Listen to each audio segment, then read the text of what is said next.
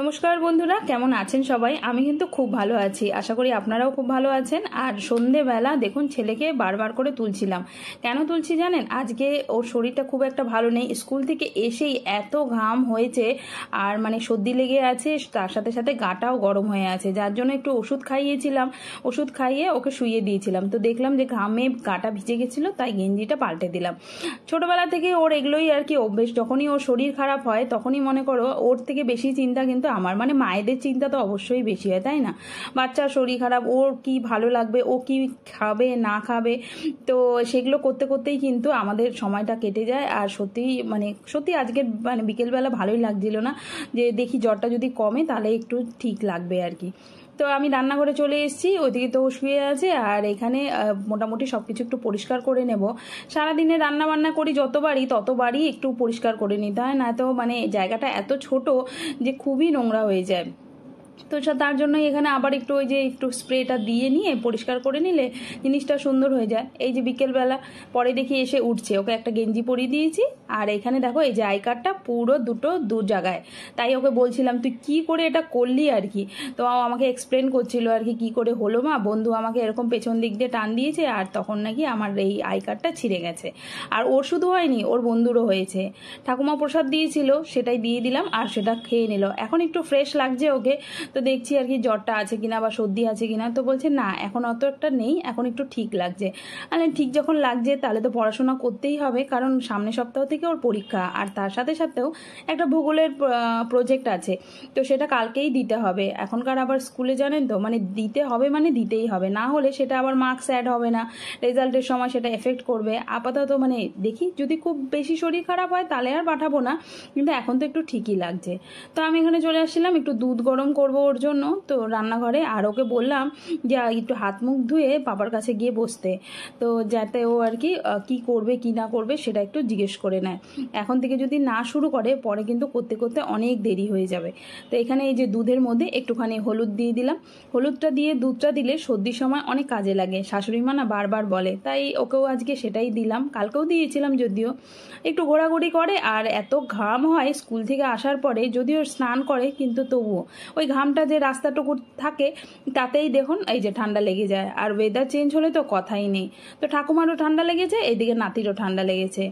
কি আর করা যাবে, যাই হোক ঠান্ডা যখন লেগেই গেছে তখন তার উপায় তো বের করতে হবে। ছোটবেলায় মাকেও দেখতাম এরকম আর কি, আমরা অসুস্থ হয়ে গেলে মা কত কিছু এটা না ওটা, ওটা না ওটা এই করেই যেত আর কি।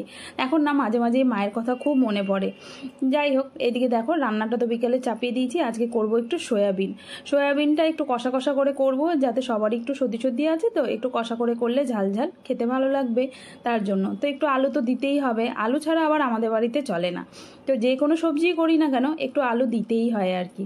তো আলু আর পেঁয়াজটাকে কেটে নিয়েছি একটু গোট গোট করে, তারপরে কড়াইতে একটু তেল দিয়ে দিলাম আর সয়াবিনটাকে সিদ্ধ করে একটু জল ঝরিয়ে নিয়েছি। তার মধ্যে একটু গরম মশলা আর দিয়ে দিলাম এর জিরে, দিয়ে পেঁয়াজটা দিয়ে ভালো করে ভাজবো। এবার ভেজে নিয়ে এর মধ্যে এই যে বাটা মশলাটা ছিল আগে থেকে কড়াই, সেটাই দিয়ে দিলাম আর দিয়ে নিয়ে একটু কষিয়ে নেব ভালো করে। ঠান্ডা ঠান্ডা লাগলে দেখবেন এরকম কষা কষা তরকারি খেতে কিন্তু বেশ ভালো লাগে।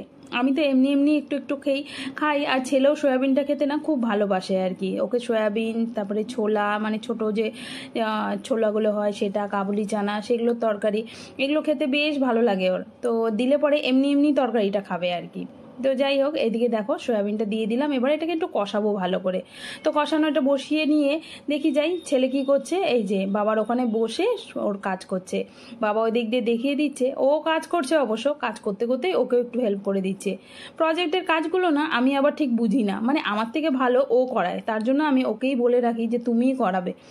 তো দেখো এদিকে কিন্তু আমার তরকারি কষানো হয়ে গেছে, আর এর মধ্যে দিয়ে দিলাম একটু চানা মশলাটা দিলে তরকারিটা না গন্ধটা খুব ভালো হয়। এরপরে মশলার জলটা দিয়ে দিলাম আর দিয়ে ব্যাস নাড়াচাড়া করতেই কিন্তু এটা রেডি। একটু গরম মশলা ছড়িয়ে দিলে আরও বেশি ভালো হয়। ব্যাস এটা তো রেডি হয়ে গেছে। এদিকে ছেলে এসে বলছে মা একটু জল খাবো, একটু হালকা গরম জলই দিচ্ছি, সর্দিটা লেগে আছে, দেখি যদি কালকের মধ্যে একটু ঠিক হয়ে যায়, না তো আবার সেই ডাক্তারের কাছে যেতে হবে, ভালো লাগে না একদম।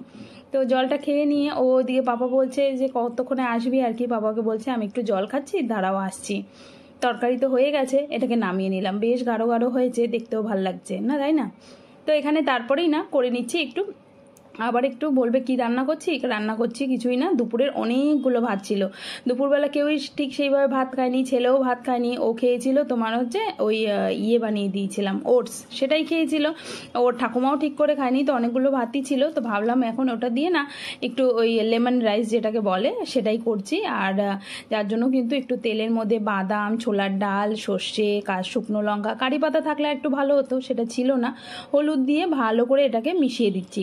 এরপরে নুন আর লেবুর রস দিয়ে ভালো করে নেড়ে চেড়ে নেবো, ব্যাস তাহলে কিন্তু এটা আর থাকবে না, সবাই একদম চেটে পুটে খুশি হয়ে খাবে আর কি। তো ভাত বেঁচে থাকলে মাঝে মাঝে বেশি হলে তখন এইভাবেই করি। ছেলে তো দুপুরবেলা ভাত খানি, তাই অল্প একটু দিলাম, সাথে তরকারি আর এই যে রুটি, ওজনে খাওয়াটা বের করছি। শাশুড়ি মেয়ের খাওয়া হয়ে গেছে, ওনাকে আগেই দিয়ে দিয়েছিলাম। খেয়ে দিয়ে ছেলে বলছে বাহ বেশ ভালো লেগেছে নাকি ওর। তো খাওয়া দাওয়ার পর্ব তো এখানে শেষ হয়ে গেল, কিন্তু কাজ কিন্তু শেষ হয়নি। রাত্রি বাজে প্রায় এখন 12টা, দেখি অর্ধেকটা কাজ করে বসে আছে। এবার কি হবে, কালকে তো এটা স্কুলে দিতেই হবে, যার জন্য আমাকেই এবার হাত লাগাতে হলো। তো এখানে এই যে স্টেন্সিলগুলো দিয়ে লিখছিলাম। এই হয় অবস্থা মানুষ যখন সময়ের কাজ সময়ে না করে, না রে? কটা বাজে এখন বলতো?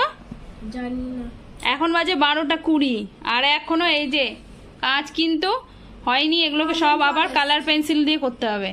তো ফাইনালি আয়ুষের প্রজেক্টের কাজ শেষ। তবে আয়ুষ ওই দেখো ঘুমিয়ে পড়েছে, কারণ শরীরটাও তো খারাপই ছিল, বিকেল থেকে একটু খারাপই ছিল, কিন্তু যেহেতু প্রজেক্টটা করার ছিল তো ওই জন্য তোমার হচ্ছে একটু জাগিয়ে রেখেছিলাম। আর বেসিক স্ট্রাকচারটা করা হয়ে গেছে, আর বাকিটা নাকি স্কুলে গিয়ে করতে হবে। তো এটাই করতে করতে ওর অবস্থা খারাপ, আর আমি আজকে একটু বকাই দিয়ে দিলাম, কারণ কি সময় থাকতে, সত্যি কথা বলতে সময় থাকতে যে কোনো কাজ করা উচিত। আর এখন থেকে ও যদি সেটা না বোঝে তাহলে বড় হয়ে তো ওকেই অসুবিধায় পড়তে হবে, তাই না? তো সেই জন্য হেল্প তো করতেই হতো, কিছু করার ছিল না। চলো অনেক রাত হয়ে গেছে, প্রায় 1টা বেজে গেছে।